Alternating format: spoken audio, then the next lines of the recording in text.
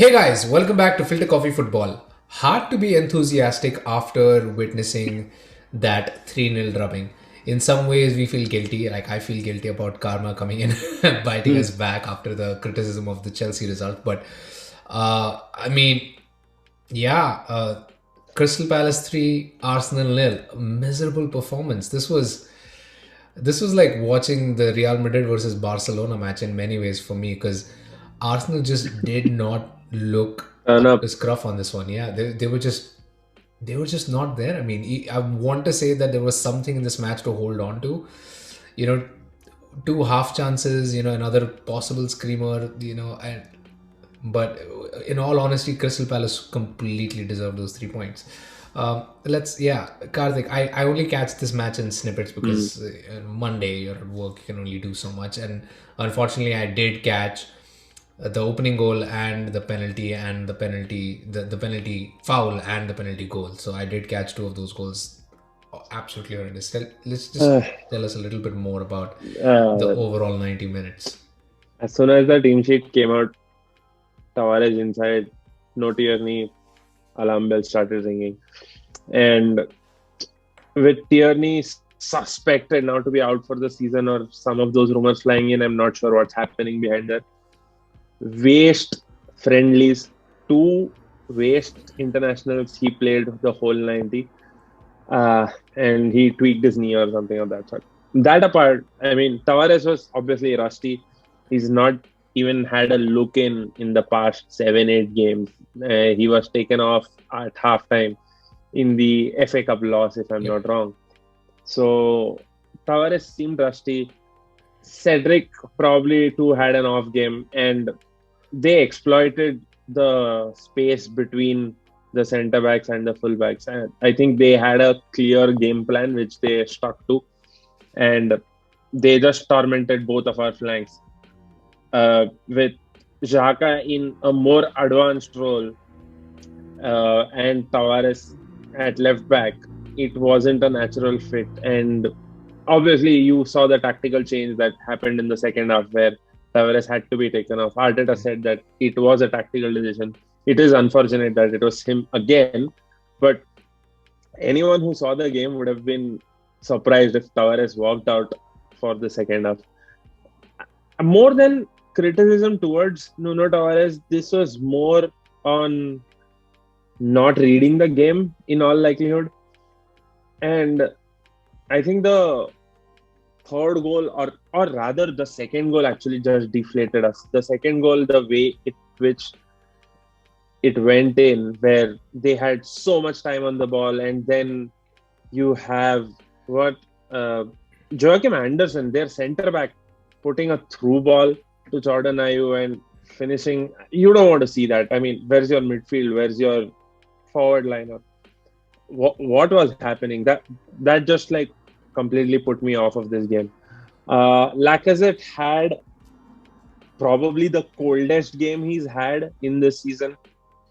He was literally non-existent.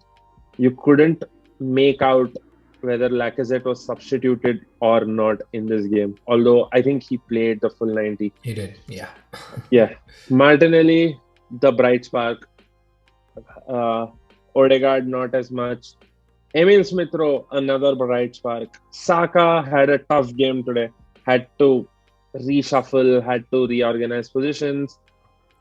I think overall it became a tactical nightmare, and we did could not adjust at the right point in time to contain the damage. The first 10 minutes should have given us an idea that Crystal Palace are on the go, they are on your toes, and you might have to settle into a low block at least to disrupt their rhythm. But we did not seem to notice or catch that, and Palace just ran riot. The first 20 minutes or 25 minutes, they are 2 goals up. Tell me, that gives immense confidence to them. It's the home side, 2-0 up in 25 odd minutes.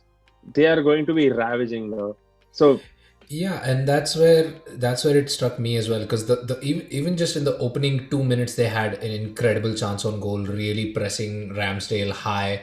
Ramsdale kept his cool on that one. But that alone showed the intent of Crystal Palace. They had every intention to press hard and press high on the pitch, Hmm. and that basically just disrupted any sort of play from the back that Arsenal were hoping. And we could see that even at one point we got a free kick, and Partey just took a quick free kick to try and send it in deep and just found a Crystal Palace player. A complete waste of a spot kick, which showed just how anxious Palace made Arsenal. And this, it harkens back to the Arsenal at the start of the season where the players It just was very much like the Brentford game. Yes. yeah, exactly. It was almost like the players just didn't know what to do on the pitch. It was nothing like the Arsenal that we have seen over the last 3 months, which was quite shocking. Like you mentioned, within the first, not even 10 minutes, within the first 5 minutes, Arteta should have realized what Crystal Palace's game plan was, and he should have readjusted. Um, show the team the respect it deserves. Crystal Palace are no slouches. We have said this ourselves that their position in the table is not indicative of how good they have actually been. They've had far too many True. draws despite some really good performances. True. So we should have approached this match with a little bit more respect to that team, and it almost reeked of a certain complacency, coming back off of an international break, and this match was going to set the pace for the rest of the season because there are no more breaks now. It's a straight run towards the finish line. So it was very important for Arsenal to hit the ground running. And yet, within the first 10 minutes itself, it seemed like Palace were the team that was trying to chase down fourth spot and not Arsenal, which is a testament to how poor the preparation was going into this game, which again baffles me. All credit to Crystal Palace, though. Incredible performance on the day again. They find themselves in an FA Cup semi-final as well, so they do have a season worth, playing for. Again, more kudos to Patrick Vieira.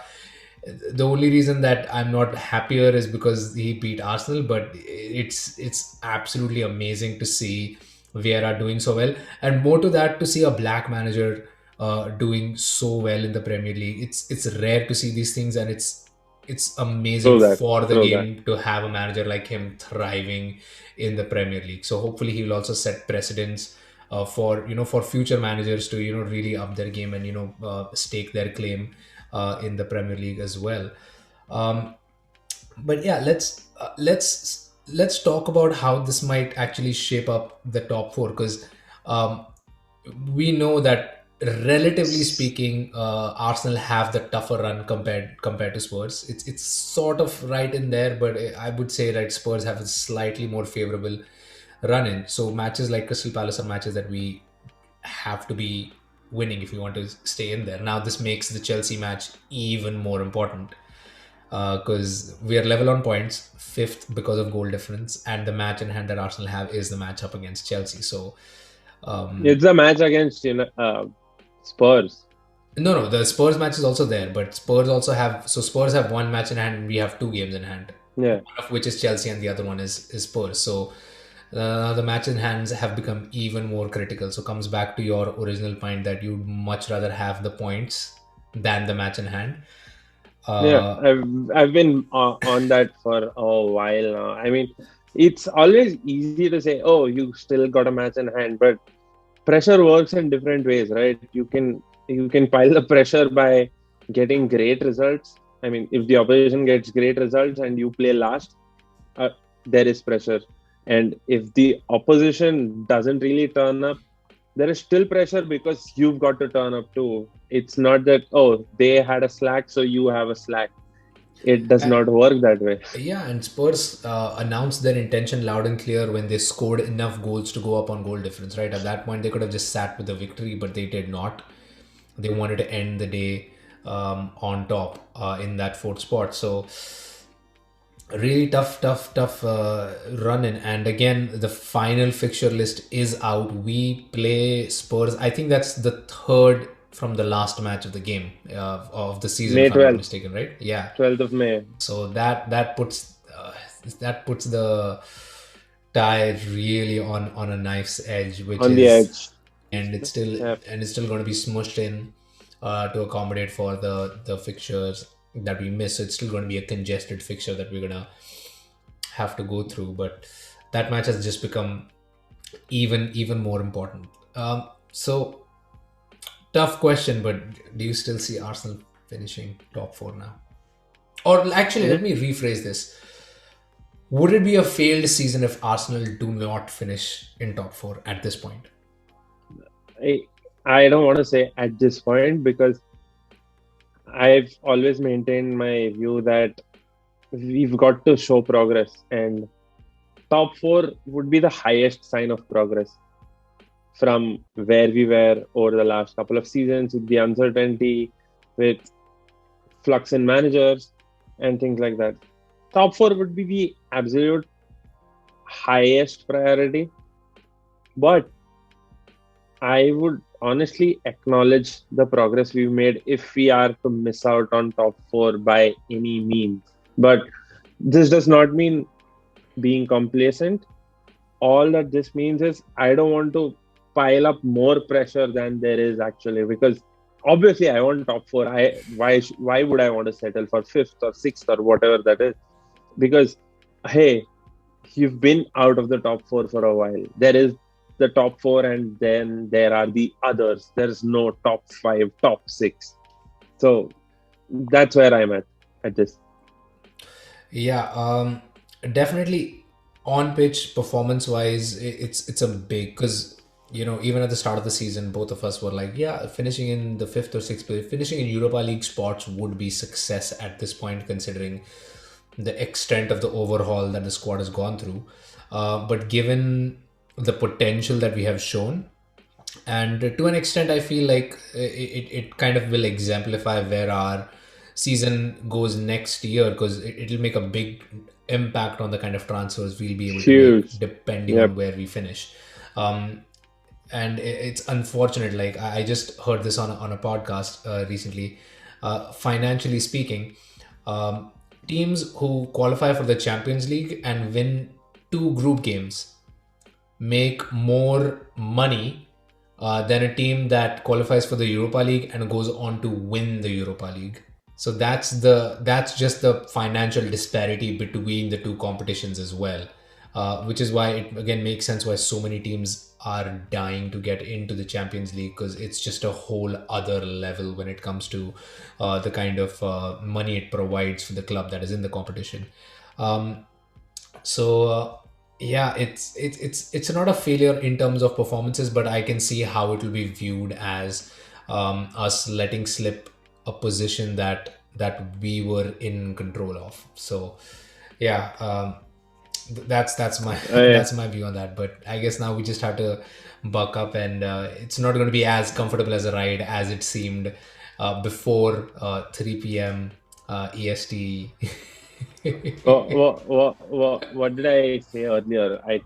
I spoke about us having to play 10 finals or 11 finals, right? So now just cut one off of that. We play 9 or 10 finals. Mhm. That's exactly the way you have to look at it. Every game at its own time. Focus on just on the next game and see where that goes.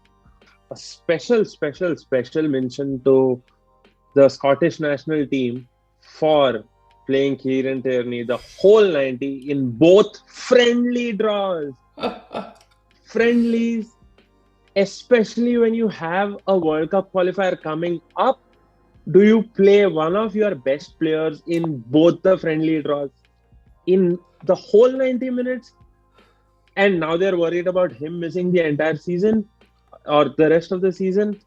I think they've shot themselves in the foot and done disservice to Arsenal too. But again, nobody's going to acknowledge that. So That was us talking about a pretty disappointing result today. Definitely puts the top four race on a knife's edge at this point.